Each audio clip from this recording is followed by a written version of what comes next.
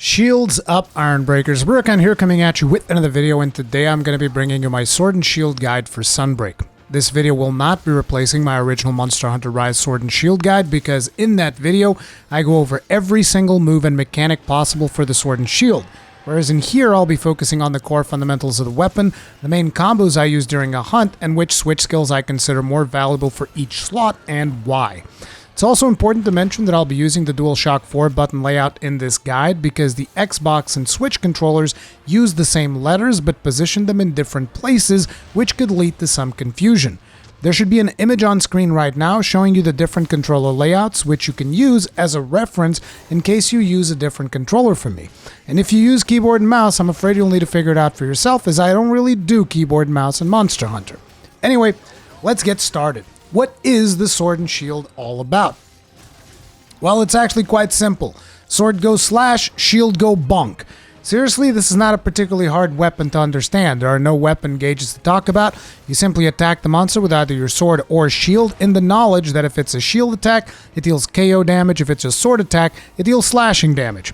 Shield attacks do not inherit your weapon's element or status ailment, but they also don't consume sharpness. Now, just because it's a weapon with a simple concept doesn't mean it's an easy weapon to master. Quite the contrary, while the Sword and Shield is a weapon that is easy to pick up, it still takes quite a bit of practice to truly master. From its intricate combos to the proper execution of perfect rush, there's a lot of room to grow with this weapon. Sword and Shield is a much more hands-on weapon than the previous weapons we tackled, so there really isn't much else to say. Let's get to the switch skills. Advancing slash versus sliding slash. Advancing slash, as the name implies, is an attack where your character will advance towards its target. This is your default draw attack, but can also be replicated by pressing both attack buttons. It's fairly basic. Your character advances and slashes at the target. Sliding slash is similar to advancing slash because it is also used as a gap closer. The difference is that if you reach your target, your character will jump in the air, enabling you to perform a falling shield bash. This move has a bigger animation commitment, and if you miss the mark, it can leave you open to being punished. This skill choice is more about personal preference and matchup. Advancing slash is a little bit safer as it has less commitment and doesn't launch you in the air, which can leave you open in certain situations. Sliding slash, on the other hand, enables you to dodge certain ground attacks and punish monsters with a shield bash. Hard basher combo versus drill slash combo. Now, if you follow me on Twitter, you already know where I stand with this one. Before we begin, it's important to mention that both of these switch skills require a directional input to be executed, so something like forward and circle. If you press the circle button without a directional input, you'll get the lateral slash combo, which is also very powerful.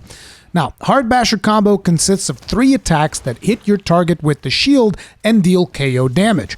Drill slash combo, on the other hand, is a shield bash followed by a 2-stage lunging attack that hits multiple times.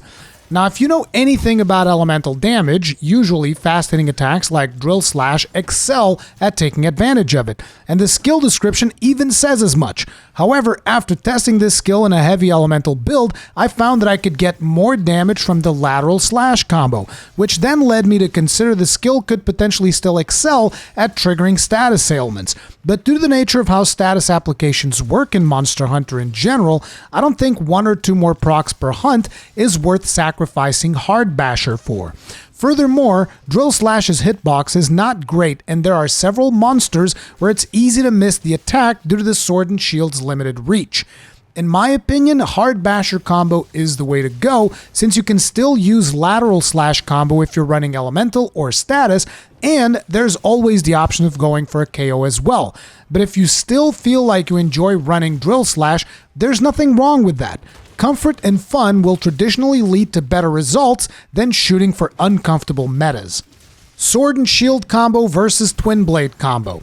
Most Sword and Shield experts have always resented this Sword and Shield combo a little bit. This is due to the fact that the last attack in the combo has slightly longer animation commitment with less damage due to the shield portion of the attack, which is offset by the fact that it deals a little KO damage.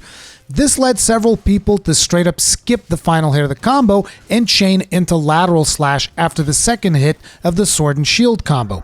So Capcom just decided to give players an alternative in the form of Twin Blade combo, which skips the shield attack portion altogether in favor of 2 sword attacks instead. Basically, Twin Blade combo will always deal more damage, whereas the Sword and Shield combo will deal less damage, but will contribute a little towards KOing the monster and maintain your sharpness a little bit better. Now, I just tend to go for Twin Blade combo after Sunbreak, even if in the grand scheme of things, I'm usually going for hard basher combos, lateral slash combos, or perfect rush, which means I rarely even use any of these combos to begin with. But that's because I'm not a Sword and Shield main, whom I bet are probably pretty excited about Twin Blade potential when looped as an infinite combo. Windmill versus Metsu Shoryugeki versus Destroyer Oil. Windmill is a high commitment multi-hit attack that has several invincibility frames at the start. It excels at dealing elemental damage. Metsu Shoryugeki is a heavy damage counter that also deals a lot of KO damage and also happens to be one of the most satisfying moves to pull off in the whole game, easily. Destroyer Oil is a temporary buff to part damage which can get you more monster flinches during the fight. I'm going to be real here. I haven't noticed a massive difference from using Destroyer Oil, which makes it hard to recommend, and a couple of basic Google searches revealed several players are questioning how good this skill really is. So right now, this one is a big question mark for me, and I'm curious to hear from all the SNS mains out there. Hit me up in the comments section, and I'll be sure to heart the most relevant comments so they rise to the top. In regards to the other two, my default is usually to go for Windmill on elemental builds and Metsu on raw builds. But I also think there's room for personal preference with these. And honestly, I'm actually using Metsu Shoryugeki less because I love the Shield Bash Silk Mine and I tend to use it more than I should. Falling Shadow versus Shield Bash. Both of these are gap closers that yeet you in a desired direction, preferably towards the monster. The main difference is that Falling Shadow is an aerial move which yeets you at an angle, and if you successfully hit your target, you can follow up the attack with a jumping slash, plunging thrust, or falling shield bash. Essentially, all the Sword and Shield's aerial moves. Shield Bash, on the other hand, puts your shield up and charges towards the monster. Your follow-up options are basically any of your ground combos. When it comes to these two, it really depends on the monster and your personal playstyle. Usually, I go for Shield Bash more often as I like shield bashing the monster, and the more grounded advance with a block is a little safer than yeeting yourself into an aerial attack. However, if you're running elemental damage, the plunging thrust is very appealing. Anyway, let's put all this stuff into practice, shall we? Okay, so now that you know a little bit more about the Sword and Shield, I'm going to be showing you how I tend to play the weapon. There's going to be two different playstyles that I'll be covering, the raw damage playstyle as well as the elemental slash status playstyle, because I tend to play the weapon differently depending on what I'm trying to do with it. Also, if you want to know every single little Sword and Shield move, I would actually recommend that you go back and watch my original Monster Hunter Rise guide for Sword and Shield, because in there I go into great detail about every single move, every single combo, all of that stuff. And in here, I'm going to be focusing on the things that are new for Sunbreak and the combos that I tend to use when I fight monsters with this weapon. So let's start by taking a look at the switch skills that we're going to be using here on the red swap scroll. This is for the raw damage build, by the way. On the red swap scroll, we're going to be having Sliding Slash, Hard Basher Combo, Twin Blade Combo, Metsu Shoryugeki, and Shield Bash. This is because I tend to use Sliding Slash a little bit more with raw playstyle so that I can bash them in the head. So you go up in the air from the Sliding Slash, then you bash them across the skull. That's usually the playstyle that I go for with raw damage. I tend to do a lot of shield slamming. It's almost like playing a hammer as opposed to actually playing a sword and shield when I am playing raw damage. And I think that a majority of people is how they play, but I could be wrong, you know? In case of the Twin Blade combo, the reason I'm using that is because I don't really need the Sword and Shield combo, because if I want to do KO damage, I have the Hard Basher combo for that, so I'll just have the Twin Blade for more damage, even though usually I tend to go more for lateral slash combo than anything else. But yeah, on the blue swap scroll, we have Sliding Slash, Hard Basher combo, Twin Blade combo, Destroyer Oil, and Shield Bash.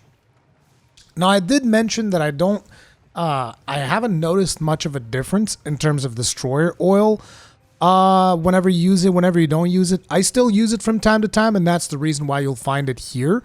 But ultimately, it's not really a big deal what you have on the blue swap scroll of the raw damage build, at least in my opinion. Whatever is your personal preference, go for it. It's just every now and then I'll use the buff because I want to see if I can maybe break apart a little bit faster or something like that, but that's pretty much it. So let's actually get started. So how do I usually open up on a monster? Well, I run up to him, do the sliding slash into falling bash. Now, most monsters will usually roar, and sometimes I might actually not open with that. I might just go up to the monster, like maybe attack it once and wait for the roar. If it's one of those monsters that roar a little bit faster, like say for instance Anjanath, like I'll trigger the monster's aggro and wait a little bit. And why? Because one of the first things that I tend to do is immediately after I do this or I trigger the aggro is I go for the Metsu Shoryugeki, so that you counter the roar and you instantly bash the monster across the face. This will usually be my opener on a monster. Then again, it also depends on whether or not I have enough wire bugs to actually pull the Shoryugeki off. It also depends on, whether I'm re-engaging, because maybe I'm already midway through the fight and I'm re-engaging. Then I'll go, triangle circle to get the sliding slash off. And sometimes we miss. We got to be a little bit closer to get the thing off, the actual leaping attack. And then after I do that, I will follow this up with hard basher combos until I get a KO, right? So like you go like this, and then boom, hard basher combo. Then immediately after hard basher combo, we're going to be doing a Reaper Slash, which is triangle and circle. The reason you do that, and you don't just do Reaper Slash, because if you just do a Reaper Slash, so like say you do something and then Reaper Slash, it's going to deal less damage. It's not even called Reaper Slash, it goes into a round slash. So Reaper Slash, you want it to follow the last hit of the hard basher combo or the last hit of the lateral slash combo. Again, I explained this stuff in my Monster Hunter Rise guide, but I'll go through it again. I mean, just look at it like this, right? Hit it twice, round slash, 125 damage, right? If we go 1, 2, 3, Reaper, Spinning Reaper, I call it Reaper Slash, Spinning Reaper, whatever, that was 200 damage. And if it crits, it'll be even more. I'm not sure if that was a crit or not. Yeah, 299, as you can see, which is pretty good. So that would usually be the full combo. So like you advance the monster with a sliding slash, then you go for the falling bash, then you go for the hard basher combo, then you go for the Spinning Reaper, right? That's the opener. Now, if there's an opening to follow up from that, you're going to want to go into the back hop. Now, back hop tech is something that I've talked about a lot when it comes to Sword and Shield, because it's something that you kind of need to know. So pretty much after any attack that you do with the sword and shield, if you press back and circle, you're going to do a backstep. And backstep opens you up to do a lot of things. Like in this case, because we have sliding slash goes into a sliding slash. If you have advancing slash, it'll go instantly into an advancing slash if you don't put any more inputs. However, if you put in an input, you're going to go into perfect rush. It's important to also know that you can do the back hop by basically pressing block. Like as you draw your weapon, you can draw into a block and then instantly press back and circle, and that is going to get you into a back hop. This is just a little bit of back hop tech for those of you that don't know about it. But yeah, basically what you're doing is you're pressing block and then hitting back and circle. Takes a little bit of practice. But yeah, you can do that straight off of even just like running up to a monster and doing that. Even though I don't tend to use this a whole lot nowadays, because I usually just go, well, let's go ahead and sliding slash, boom, bam, bam, bam. But like I said, at the end of the Spinning Reaper, you go and you do a back hop. Because after that, you can go into a perfect rush. So you do the shield bashes, Spinning Reaper. Oops, I did the Spinning Reaper in the wrong direction. Hard basher combo, Spinning Reaper, and then back hop, and then triangle.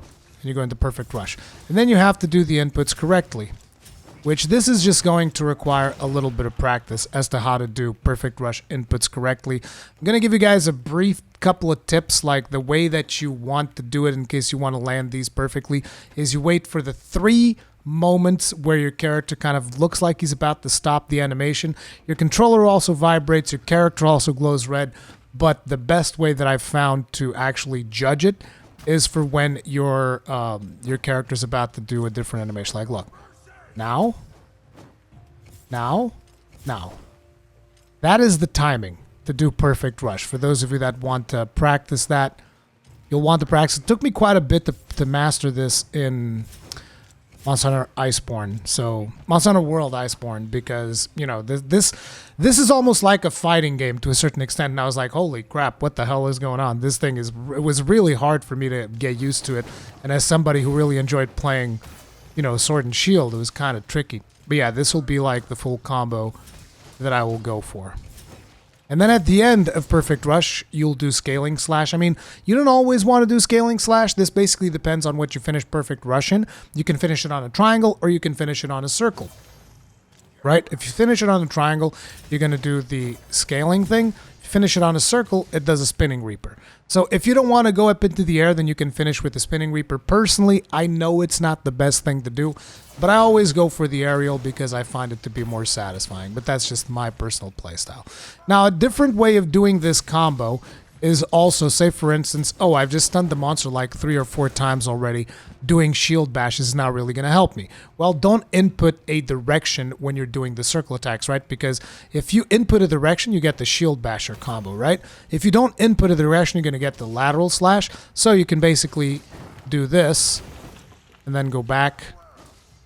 Oops, sorry. You can basically jump, then you can bash, and then you can let go of the directions, and you can do the lateral slash combo, which you can also finish with a Spinning Reaper. So just spam circle, then Spinning Reaper, and then back hop, and then you can go into a Perfect Rush.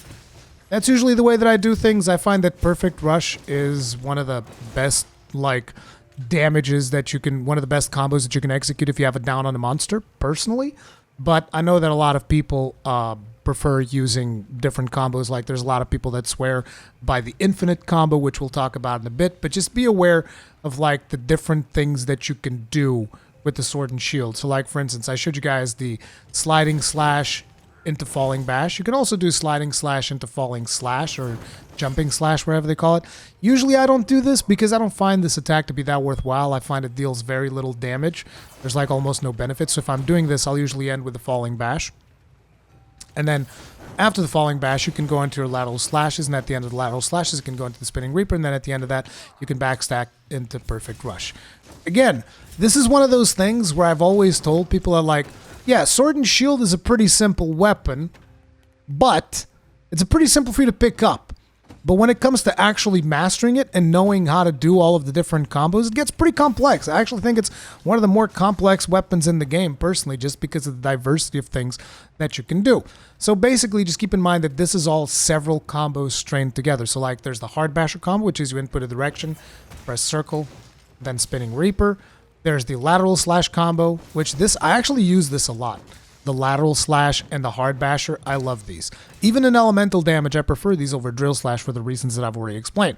But anyways, let's talk about the infinite combo because I know that a lot of people are going to want to know it. The infinite combo is basically circle, circle, triangle, triangle. And you can direct the triangle attacks. Or you can do the entirety of the Twin Blades combo, which is basically your triangle attack. This is the new combo that you get as opposed to having the sword and shield combo, right? It's good because you can deal more damage, particularly if you're running elemental. You're going to be dealing way more damage with this than you would do with sword and shield. But you can basically follow this up by pressing circle, and then you go into the lateral slash combo, right? So you can do the whole combo and then lateral slash, and then at the end you can still do Spinning Reaper if you want to. But what a lot of people want to know is the infinite combo. It's fairly simple. Circle, circle, triangle, triangle. Circle, circle, triangle, triangle. Circle, circle, you can adjust, triangle, triangle, circle, circle, adjust in the triangles, circle, circle, adjust in the triangles. You can do this for Hard Basher as well by inputting directions. But this is the infinite combo. You can keep this going forever. I'm not a big fan of this. I know that there's a lot of people that swear by this as, you know, there's lots of damage potential in there, particularly if you're playing elemental. And yes, there is a lot of damage potential, but personally, I like finishing the combos, particularly when it comes to master rank. I like finishing my combos and moving on. So I would rather do like bam, bam, bam, bam, and then going for a different approach. Like maybe go in, Hard Basher combo a little bit, Spinning Reaper. Like I like heavy impact combos versus, you know, the more faster type combos that you can do, infinite combos, all of that jazz. But the option is there if that is something that you want to do. So now let's talk about another thing, the Metsu Shoryugeki. So you're going to want to try and master this because particularly if you're playing raw, this is a really powerful move. Because I mean, just doing Metsu Shoryugeki, right? You go up to the monsters like, boom! Yeah, that's great and all, but that's not that great at the end of the day. If you do it as a counter, which is the way the Metsu is intended to be done, as you can see, that's going to be considerably more damage. So you'll want to practice the timing on this so that that doesn't happen to you. So make sure to practice the timing here in the training dummy, because that's going to make you a lot better. And always remember that at the apex of Shoryugeki, you can come down with a falling bash, alright? I think you can also come down with a falling slash if you want to. Oh no, it's actually a plunging thrust. That's even better. For elemental, that's actually the better option. Usually I come down with the falling bash regardless because, you know, whenever I'm playing Shoryugeki, I'm usually trying to get as much stuns in as possible, but those are your options. You can press triangle, come back down on a plunging thrust, or you can press circle and come back down on a falling bash. But you definitely want to practice this ability because it is very, very useful. Now, the other ability that we've gotten that is new that I really, really enjoy is the Shield Bash. So Shield Bash is basically going to be your left trigger and triangle ability.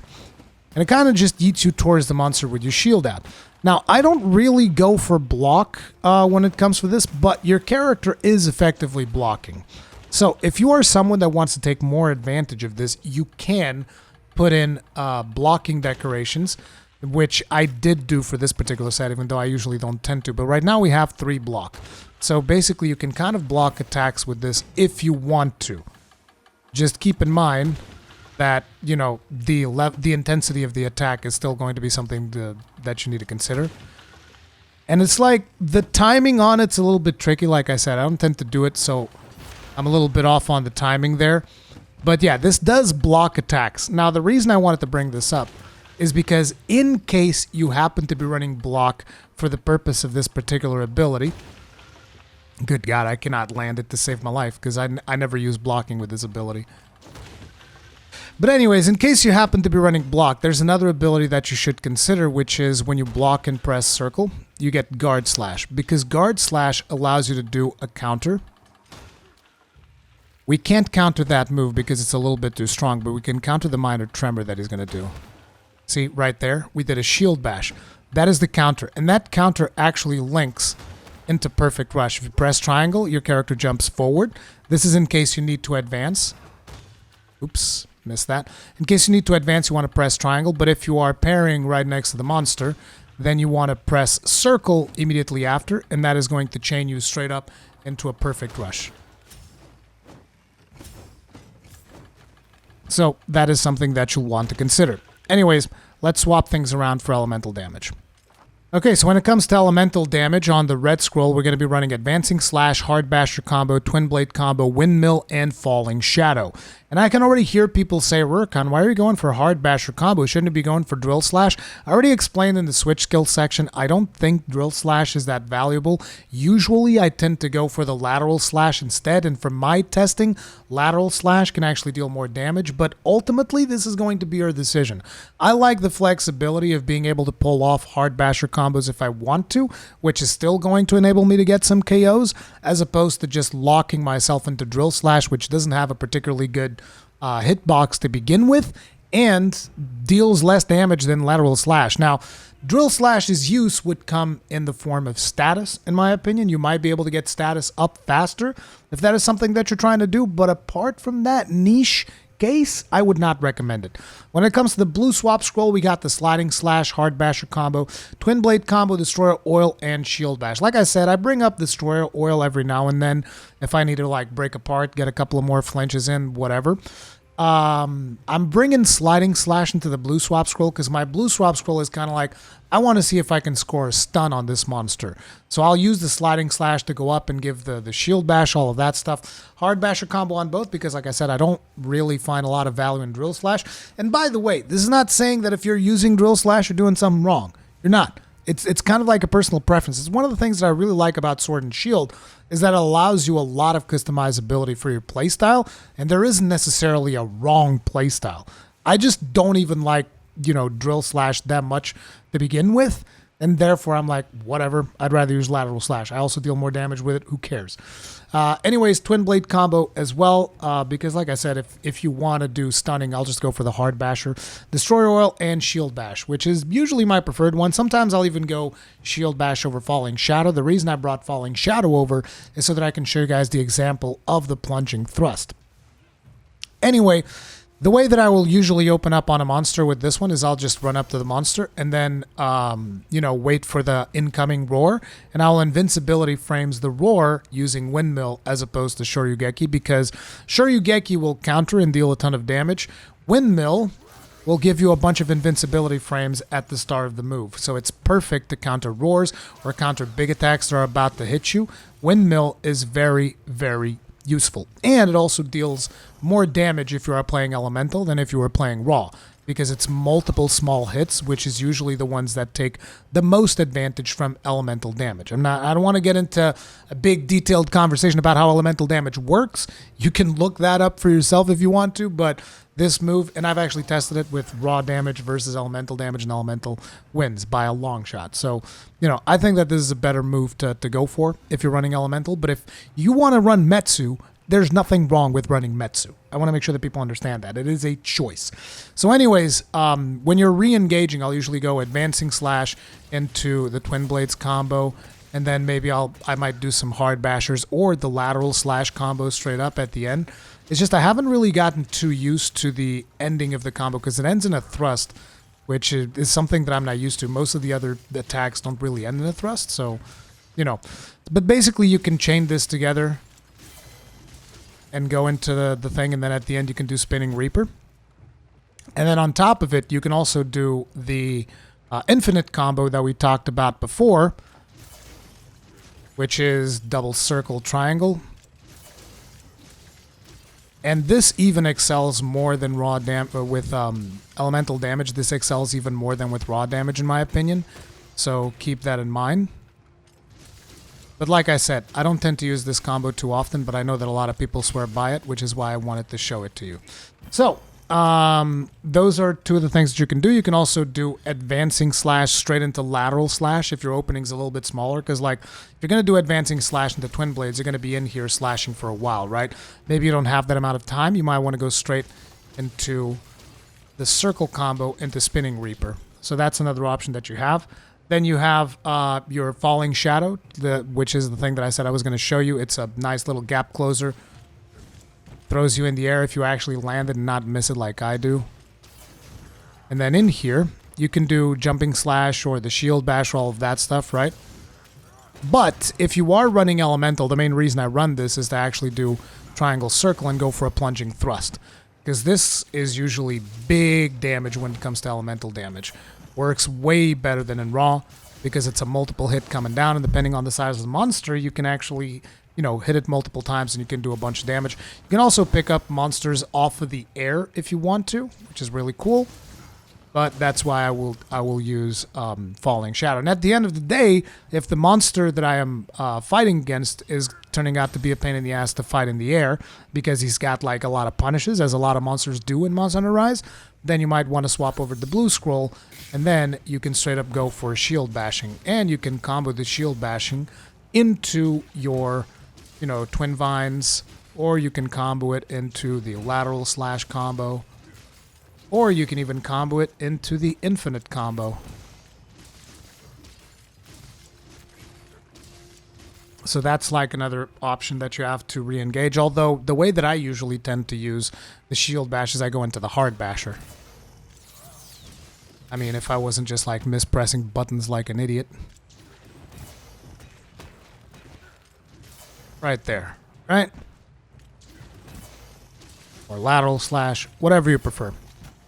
Now, I wanted to show you guys the invincibility frames on Windmill. For those of you that are curious, let's do a Stomp, minor ground tremor. Right there. Right before the hit is coming, you can start going. You can even start a little bit earlier. It's very forgiving in terms of how many invincibility frames you get with Windmill. Okay, let's pacify him again. Now, when it comes to Sword and Shield, I think one of the really cool things is that you can once again play with Raw or Elemental, and both are pretty exceptional.